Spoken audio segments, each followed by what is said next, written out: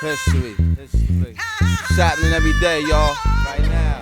Every day. Right now. Listen. Brooklyn wins again. It's the stars, the Bush, them niggas again. Talib Kweli, mighty def and that's died. My first memory of Eyewear? My father used to drive us when I was a little kid from Brooklyn to Long Island because he taught at a school in Long Island. And we used to be on a commute. It was a long commute with the traffic every morning. And in order to, he used to drive a Volkswagen bus, like the Scooby-Doo joint. And in order to keep the glare out of his eyes, he used to wear these Porsche Carrera sunglasses. Well, I don't know if they're Carrera, they said Porsche design on them.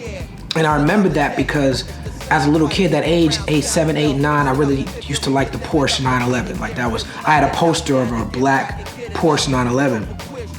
And I never understood why my father's sunglasses said Porsche on them, because he clearly didn't have a Porsche. When I saw Porsche glasses come back on some retro shit, I'm like, my pops was on it. You know, for most of my life, I wore frames, sunglasses, to keep the sun out of my eye. And that was really about it. And I really didn't care. You know, I played baseball when I was little, so we were like the wraparound, Oakley style, you know? But when I became a musician, professionally, I started seeing how sunglasses and frames could really accentuate your outfit and be part of your outfit. And I used to be one of these people who used to be like, oh, why is such and such wearing frames indoors? Like I see a picture of Diddy and be like, he's clearly in a nightclub, he don't need frames, why do he got sunglasses on? But then as I became an adult and started having a schedule and a calendar that was similar to people like Diddy's, where I'm traveling all the time and I'm on planes and I'm up late at night and up early in the morning and, you know, taking pictures.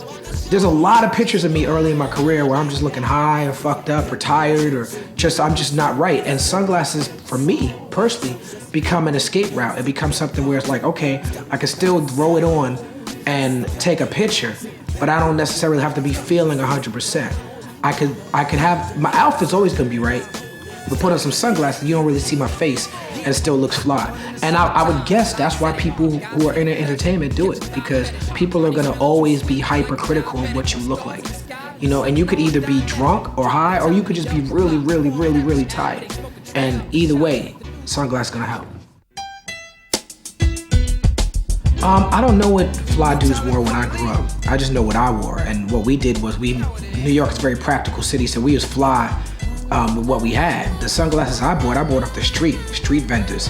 $3, $5, you know, stuff that just went with my outfit. It wasn't until I started having a disposable income that I started to buy sunglasses. But, you know, I'm very forgetful and I'll lose shit all the time. So I try not to spend a lot of money on sunglasses. I remember spending thousands of dollars on Louis Vuitton sunglasses or Chrome Hearts. I think I spent maybe like $2,000 once on these pair of Chrome Hearts in Vegas and lost them that night. Within like an hour and a half, I didn't have them no more. So I stopped buying flashy shit like that early in my career. You know what I'm saying? Like, and if I buy something, I try not to travel with it. You know, when you're talking about glasses and hip hop, you gotta start with DMC. You know, like Melly Mel and them were wearing, and Kumo D, especially Kumo D had the Star Trek looking joints, you know what I'm saying? Melly Mel was hardly seen without glasses. There are people who, you know, came before DMC, but DMC wasn't wearing sunglasses. It's like he looked like he couldn't see, you know, and he made it cool. It was like you had the thick, you know, like binocular joints, and he was still like the coolest dude, you know, from Hogs, Queens. Nowadays you have people who just never take their shades off, from Rick Ross to Little John. But I feel like with the new artists, it's a nightclub thing. Hold up. Headshot. Sit down. You know, Diddy, you hardly see Diddy. You know, it's you know, these are all artists who make their living late at night in nightclubs. And that's what I think, it becomes something practical rather than like a necessary fashion statement. Ross, from what I see, he's made a part of his brand with his whole look. But you know, also what I also know is that his music thrives in the nightclub scene, and he spends a lot of times in nightclubs. To whereas with him, you start to hear him rap about stuff that he's around a lot. Like when you hear him rapping about his glasses or Wingstop or whatever he's involved in, it's gonna make it to his rhymes. Yo, nowadays we be rocking glasses for fashion, like refraction. Kevin with Max Factor or hustling backwards. I mean, just for me personally, I can't speak for no other artist, but for me personally, I'll be honest with you, like, sunglasses and shades are become a staple of my set. Like, I rarely touch stage without some sunglasses on. Now, if I'm doing a couple of songs, a short set, they're gonna stay on. If I'm doing a longer set, an hour or more, at some point, and it's very strategic, I take the glasses off to connect with the audience. It's like I learned that type of stage strategy from KRS-One. He was like, always wear a big jacket so you can take it off and look like you're really getting into your performance. And I do that with sunglasses. Like when I'm looking to it's not as in your face and hip hop, throw your hands in the air, and I'm looking to connect with the audience more. At that point, I'll take off my glasses. It's like the scene in Blues Brothers. Blues Brothers, you know, I'm a fan of that movie. I know everything about that movie. There's one scene in the whole movie that Dan Aykroyd does not have his glasses on. And that scene was cut from the movie. You can only see it in the director's cut. It shows you how the Bluesmobile got powers. There's one other scene that wasn't cut where John Belushi takes his glasses off.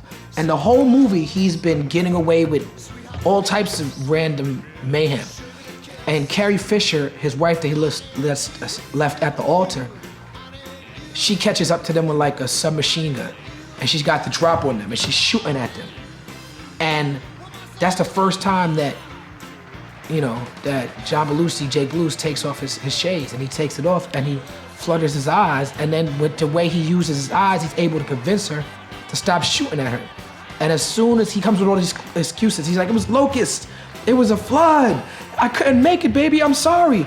And then she says, oh, I love you. And then he kisses her, he drops her in the mud, puts his glasses on and says, okay, let's go. Let's go. It was like, that's one moment of vulnerability, but they were superheroes with the glasses on, you know? And then it's like, it just became another tool to extend their superpower.